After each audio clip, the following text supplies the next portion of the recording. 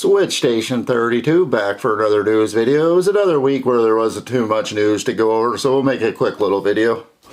We'll start off with Nintendo Switch 2 news. When it first came out, it was advertised as VRR supported, and they took that off the box real quick because what's actually happened is it's only VRR supported in handheld because they can't put that on the box because that depends on your TV. If your TV can support VRR, but you have to have a TV that can support it. Like if you want anything over 60 frames in 4K, you have to have a TV that can support over 60 frames in 4K. Because most TVs, unless there's newer TVs that are 65 inch and above, don't come with variable refresh rate. So unless you get a high-end like OLED or something, or a Samsung QLED or a Sony, most people are going to play their games in 4K 60 anyway.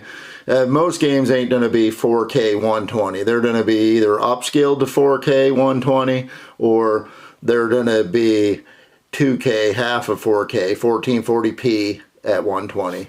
As far as the Nintendo Switch 2, it's VRR and handheld. I'm pretty sure it's not even going to have VRR in dock mode to begin with. So, VRR is only for people with a high-end TV. Most TVs 65 inch and up that are high-end TVs have VRR support if they're made after a certain year. The state of play situation for Sony. Rumors going around the last 2 weeks that Sony's not even going to have a state of play or a PlayStation showcase in May or June. And Jeff Grubb came out and said that he's been hearing that there is going to be a state of play. He doesn't know if it's for sure if it's a state of play or a showcase, but he's leaning more towards the state of play, and I'm leaning towards the state of play too, because if it was going to be a summer showcase, like a big event, an hour long or a big event, I'm pretty sure we'd hear about it by now, or people would hear rumblings about it. There's probably not going to be a lot of games that Sony's first party's coming out this year, so Ghost of Yotai is probably their big holiday game. And that's alright, I guess. I mean, we're so used to it. The games take so long to put out. Like, PlayStation needs to start making games that ain't maybe 8 to 12 hours, like Uncharted Lost Legacy or Spider-Man Miles Morales, games that are that size, and not wait 8-10 years, because we're getting full console cycles with some of these studios not even going to be on the PS5, and they can't let that happen. It's like, if you look at Nintendo compared to PlayStation, Nintendo is cranking games out like crazy. Before, the narrative was Nintendo don't have no games and PlayStation has all the games. PlayStation hasn't had any games this generation, and Nintendo's been cranking them out like crazy. So there's a big difference in quality. Like, Nintendo has a way better library, like first-party library, than any other Sony for sure. And Microsoft too. I mean, if you consider Microsoft having all these studios, in my opinion, Microsoft just bought the studios. So I don't really consider like Bethesda like Microsoft just because they bought it.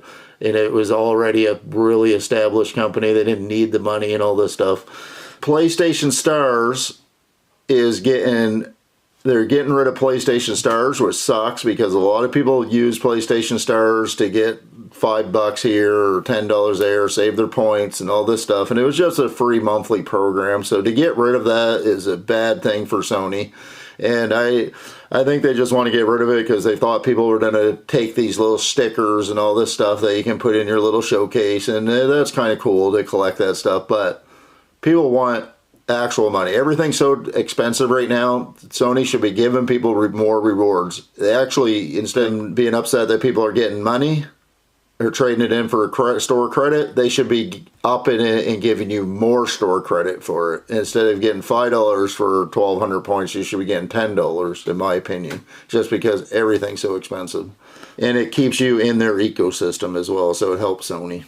And another game that's showing that everything is coming over to PlayStation and Microsoft's becoming a new Sega is Sensuna Saga 2 is coming to PlayStation 5, and that was a game that was originally just on Xbox.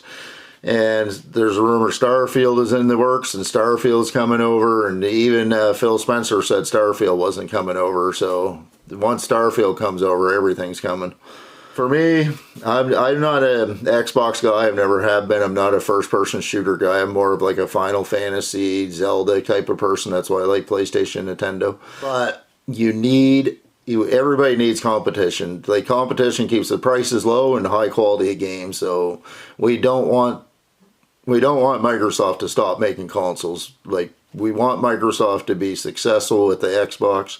So, but as a PlayStation fan, like, you do want them games to come over. Like, everybody wants to be able to play Indiana Jones and Doom and like Bethesda games and stuff like that. They should come over anyway. But Halo and Forza, like, their games, they should keep them on Xbox, in my opinion.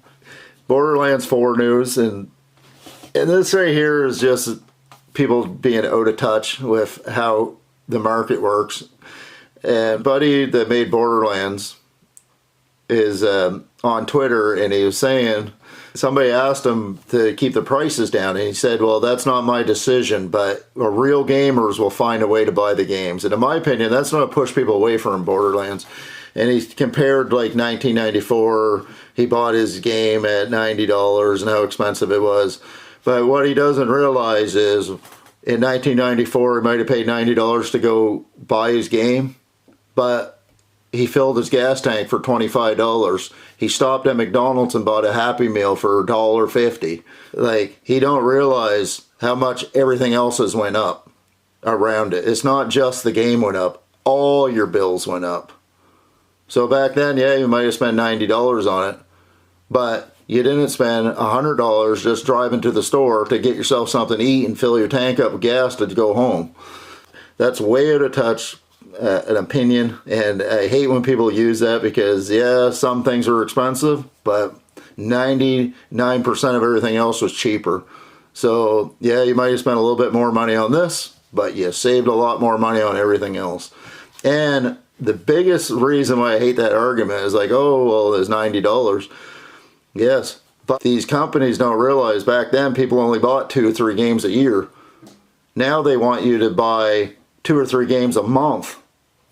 And there's a huge difference between buying a game for your kid's birthday and a game for your kid at Christmas time, compared to these companies needing you to buy all these games to survive. And they want you to play Elite. They want you to buy a game every month, sometimes 2 games a month. That's what these studios expect from you. They're not expecting you to buy 1 or 2 games a year. They're expecting you guys to buy a game every single month for them to make profit. And I hate that argument, because there's so much games out there, and people have to be able to play them for these studios to exist. And there wasn't that many games back then. Like, people literally bought 3 or 4 games a year back then. It's not like that now. That'll be Switch Station 32, back for another video. I hope you guys like it. If you do, leave a like and a subscribe, comment, share the videos, tell me what you like about the videos, what you don't like, so I can try to switch stuff up and hopefully keep you guys as viewers, and hopefully you guys are enjoying the video.